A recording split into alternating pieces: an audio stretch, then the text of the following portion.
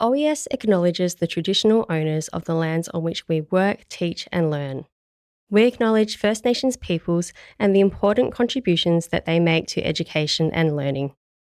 I think for using AI at university, to be fair, the rules around what we can and can't use it for need to be really clear and consistent. I try and avoid using it as much as I can, but it's impossible to actually ignore now. A blanket ban on AI is no longer reasonable or even feasible given the prominence of the tool in the workplace. Towards the end of last year, the faculty and teaching staff decided to implement handwritten assessments as opposed to completing assignments electronically due to the growing role of AI. In terms of the use of AI at university, I think it ultimately just makes study a little bit easier, and it's pretty clear when you're allowed to use it, and you obviously just declare when you used it when you submit an assignment. Hello, and welcome back to The Thought Bubble. I'm Amanda Ford from Online Education Services, and in this episode, we're focusing on the technical layer of our connected assurance framework. Across this season, we've been exploring how assurance of learning needs to respond to AI and why it needs to be understood as something broader than academic integrity controls, one-off artefacts, or questions of delivery mode alone. We've been making the case that assurance is a connected system, and in this episode, we turn to the role of technical assurance. These are the systems, signals, and controls that support confidence in academic judgment over time. For some institutions, AI has created a strong pull towards a purely technical response, a better detector, a tighter control, a more secure platform. But the challenge isn't that simple. There's so few ways to restrict AI use, so instead they use fear-mongering techniques where they say they put it through an AI checker, but most of the time, if you're creative enough, you can sort of get around it and use it to your advantage. It's essentially impossible and impractical to have a hard and fast no AI use permitted, just because students will find ways around that and will continue to look to AI for guidance in big assessments. I also don't think, however, that it should be free reign, and there has to be some restrictions on it, because without it, it takes away the human ability, which is what university is about. So I think there has to be a real balance, which I'm not 100% sure on what that balance would be. University assessments should build in opportunities for students to utilise AI and demonstrate their capabilities in it. That being said, it remains important for students to make declarations to demonstrate their responsible and ethical use of AI in their work. Even though staff and teachers are developing new technology and methods that help them better detect when students are using AI, I think students are going to find ways to get around that. So having like a clear set of rules and applying them equally to every student, I think is probably just the best way forward. So we have an AI declaration, so we are meant to declare when we've used AI and for certain purposes, and they do have a thorough list on the assessment saying when and when we can't use AI. For the most part, they say AI can't be used, but that doesn't mean that students are respecting that. Detection alone is not a durable strategy, and over-securitization can narrow access without necessarily strengthening confidence in learning outcomes. I think it's tricky to sort of clearly see whether the assessments show your learning versus AI at times. It's really easy to kind of lean very heavily on AI in terms of things like proofreading, sentence structure, language. I think in terms of like broader, deeper thinking, if you're relying solely on that, I think it'll become kind of obvious, especially to a university marker who's marking lots of essays on the same topic. It's going to become clear the kind of themes that AI are throwing up, and they can easily preemptively search that stuff up themselves and see. The answer isn't more restriction. It's better alignment between how learning is designed, how evidence is generated, and how assurance is supported. Technical assurance isn't about proving whether a student used AI or not. It's about whether our systems allow learning evidence to be captured, connected, and understood over time in ways that support defensible academic judgment. The challenge then is not whether we use technology, but whether our technical systems are helping evidence carry meaning, or whether they are being asked to provide certainty that they can't deliver. To explore what this looks like in practice, we spoke with Liam Ford, Learning Design Manager at OES.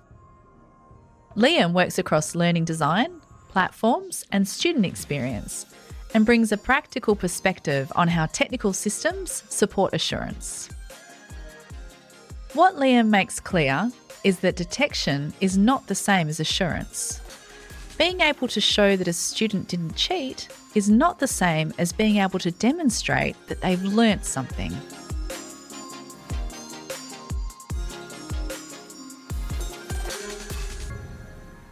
So my name's Liam Ford. I'm Learning Design Manager at OES, but I am a teacher by trade. So I've been with the company for about 10 years, working in the learning design space.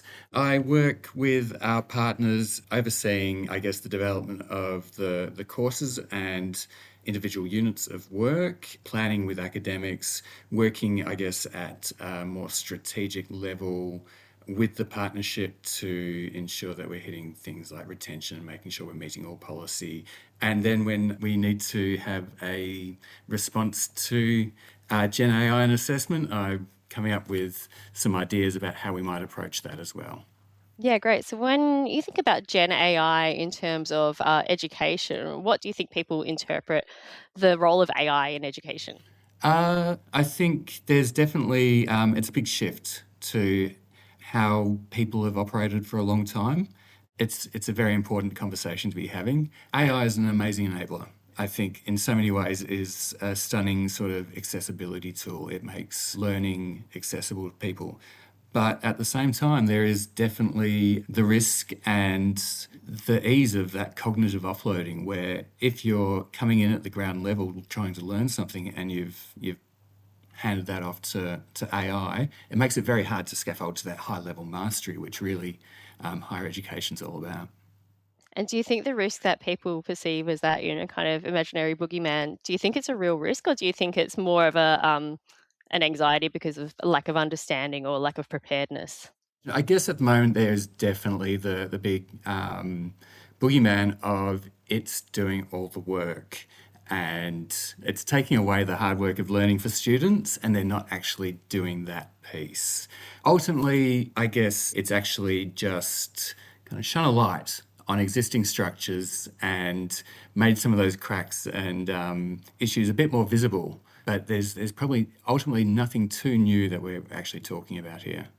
When people talk about technology and academic integrity, the conversation obviously goes often straight to detection tools and surveillance. Can you tell me a little bit about that and what assurance looks like in practice? Detection is definitely a thing, but you could detect a student has not used a AI to produce a piece of work, but if that assessment isn't well designed, it's not assessing the right thing, there's actually no assurance of learning there anyway. So it's definitely a piece of the puzzle, but ultimately great assessment design is first and foremost before we even start thinking about assuring that that student has learned anything. Also, I feel that detection is a bit of a trap in that once you start focusing purely on catching people out, you don't create a space where you're trying to catch people doing the learning. And ultimately, that's what we're in the business of. So really, our focus has been on that assurance and how do we demonstrate and assure that our students have done that work of learning. Yeah, I guess detecting students like taking shortcuts or people circumventing assessment is not the same as assuring that learning has happened. So I guess like when we Yeah. talk about detection, obviously we have the tools to observe what's happening in certain ways for students in terms of what tools they're using, the timelines that they're taking to do things, all of that stuff. It can be used for surveillance to kind of assume the worst. But in your perspective, in terms of good learning design and program delivery, can you tell me a little bit about how technology can be used actually in the other way, instead of looking for people doing wrong, looking for opportunities to support or engage them in different ways?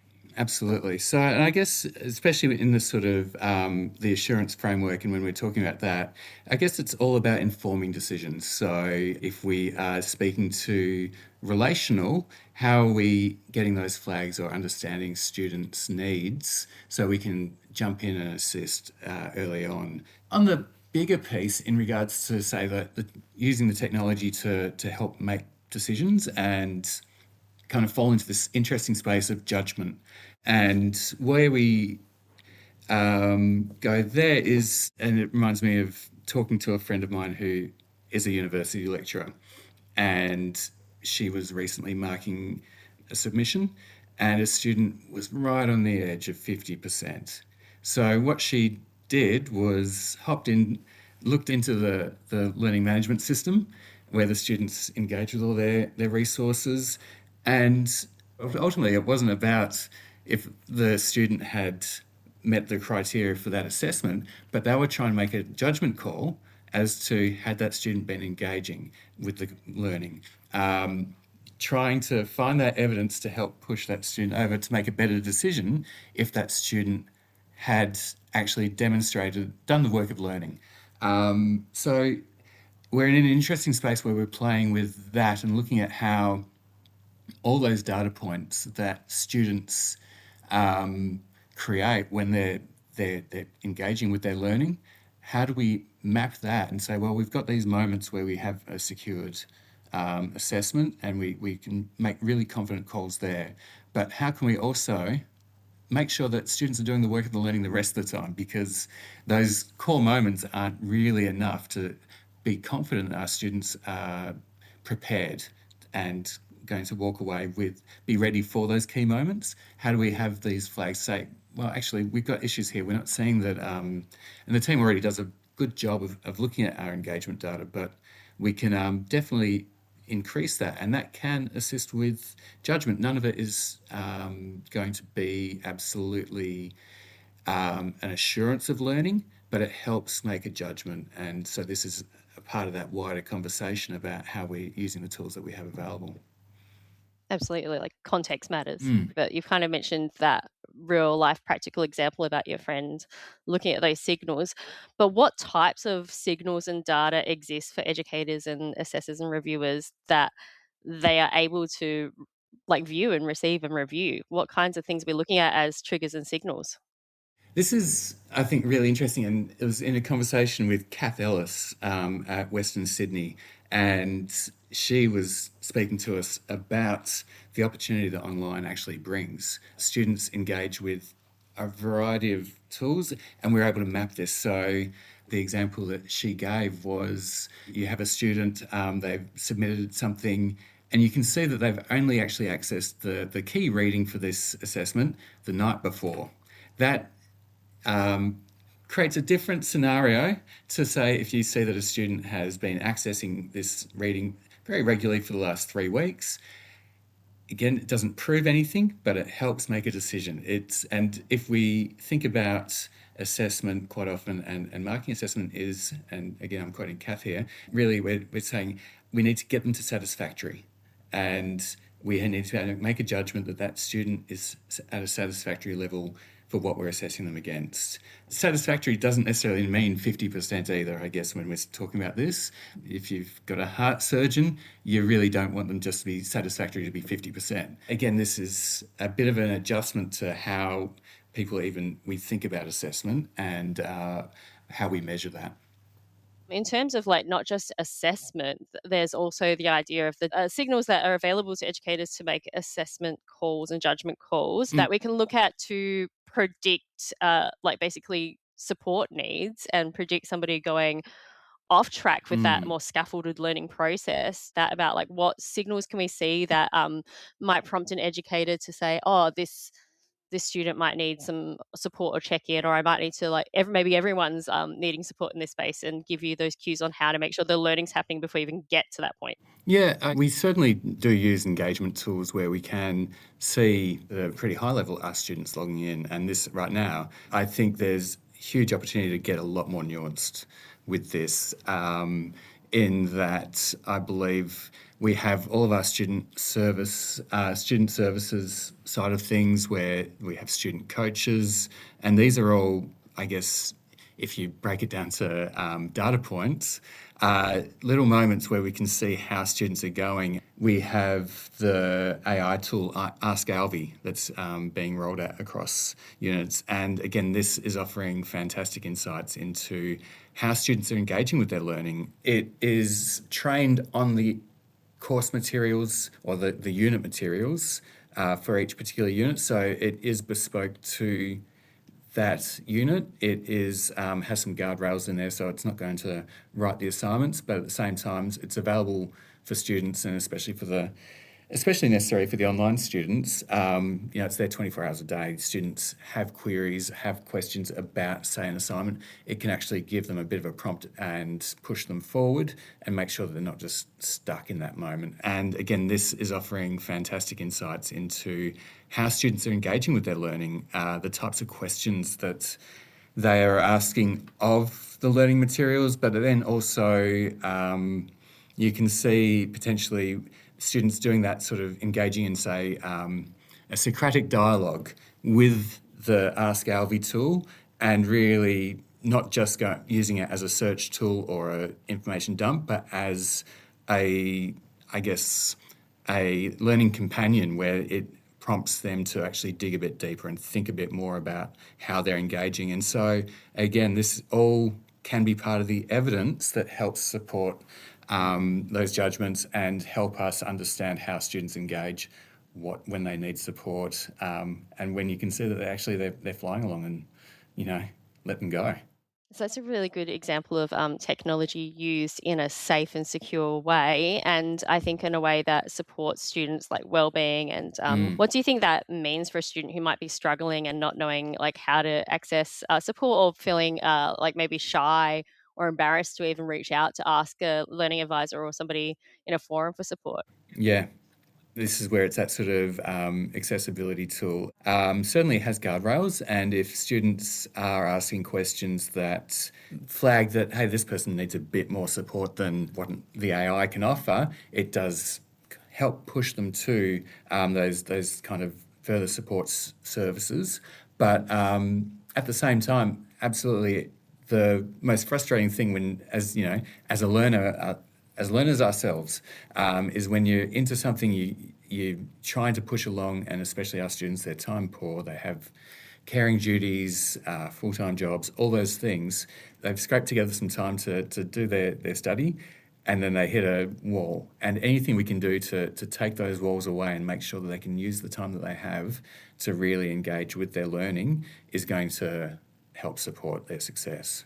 Yeah, awesome. I guess the technology element here is not purely focused on assessment, detection, and security. It's a tool that supports the entire learning process, which also includes like engaging with, like enrolling and staying, like close to deadlines and all of that stuff. So I think in terms of like at program level, it's a supporting factor for the whole experience. Yeah, absolutely. The use of these technologies do support the entire student experience. They help inform interventions when we see that there's issues with students' engagement, and even how AI can be used within our learning design to support student engagement, to give them alternative means to engage with their learning. People have different approaches. Students are time poor. The use of, creating your own custom podcasts to help you engage with your learning while you're commuting to work. And so making the learning fit within their schedules. So these tools are now becoming available to us and opening up a whole range of opportunities to really think about how students engage and support them in, doing their study. What does like a remote exam, for example, look like? Talk us through what the actual experience would be for a student. Sure. So if we speak to, say, one of our oral assessments, this will be conducted by their OLA, An OLA, for those who aren't sure, is an online learning advisor, and they will begin, they need to download their Safe Exam browser and install that. So that's on their computer. What that does is that's a lockdown. So it means they can only access things where they're allowed to access. So we can set that up in our prep. On the day, they jump in, they click on a button that's on the page, and what that does is launches this browser. They then move through that space into the ID verification. What that does is they use their mobile phone. It doesn't just do the ID check and verify that, yes, this person matches what's on my ID. It also has what's called liveness detection, which is really about deepfakes. We're actually saying, yes, and this person is not just a puppet that's there as well. So we're able to kind of determine those pieces at that stage. They then move through and they go into their video conference where they're speaking to the OLA. Now, at that point, we're quite confident that we've locked down the technology that students are able to access. They can only access the things they can access, are allowed to. We've confirmed who they are, but we've not really truly secured the environment. We want to make sure that, and again, this is something which you could feel like you're policing, but you also want to make sure that the students who are, and most students are, doing the right thing, aren't being lumped in with people who are doing the wrong thing. So we do ask to view the environment. If they've used their mobile phone to check their ID, ask them to put it over to the side out of reach, move their camera around so we can see that they don't have a script written on the wall in front of them, all those things, and then they can move into the assessment. So what we're doing there is making sure that environment as well, which, when you travel to, say, an exam centre, they've got control of that environment. That's quite easy. At home, we do need to make sure that that's also secured and up to speed. Yeah, great. So I guess securing assessment and making sure that students are doing the right thing is not a new thing that's, triggered by online learning and AI. It's always been part of assessment, really. Absolutely. We're really not doing anything new here. I think we've moved from a time of plausible deniability, and AI and everything that's happened has moved us into a space of implausible deniability. So we can no longer say, yes, this student has gone off, and on campus and online is much the same. They've been asked to write an essay. They still submit it online. There's no handing over the piece of paper, no one watching you write that assignment. So that's been going on for years. There's been very little oversight as to how students have approached producing assessments. And so now we can look at it and go, well, actually, this probably needs to be a bit tighter. And that's across the entire sector. And so making sure that those online students are still covered there. Yeah, awesome. And I want to come back to the kind of idea of being able to open up the practice of assessment to regional, remote, people with disabilities, all these different people with caring duties. And do you think by approaching this all in new and different ways and different modalities, do you think we're going to see an emergence of more people with different kind of thinking and learning styles, for example, maybe being able to succeed in higher education in ways that they may not have in the past? I hope so. Yeah, I really hope that there's a lot more, flexibility in what assessment might look like. There's, for a long time, students have been, if they struggle to, say, like myself, put a sentence together, they can. There's other ways of approaching this. Having a conversation is much easier than doing a 10-minute presentation that's been scripted. So we're really able to focus in. Again, it's about the learning. It's not necessarily about all the pieces that might have traditionally been required to surround that learning to make sure that students express it. There's some really fun things occurring where even looking at how we can open up the assessment for students to have a lot more autonomy as to how they approach it. They still need to hit those learning outcomes and demonstrate them, but the approach that they take can have a lot more flexibility nowadays. So that's a pretty exciting thing. So when we talk about how technology and technological assurance fits in with the connected kind of idea, what's the most important part about how we ensure that we're keeping the conversation focused on how, the pedagogy and the program design and the learning instruction experience through real people and technology fit together? Why is it important to consider it as a trifecta? Because I think reliance purely on technology itself, that would just fall into basically it becomes detection. There's none of that human connection. There's none of that really sound pedagogy that underpins why we're asking people to do this and making sure that they are certainly prepared and best set up to demonstrate their learning. There's a wonderful academic, Phil Dawson, who writes really well about the idea of validity.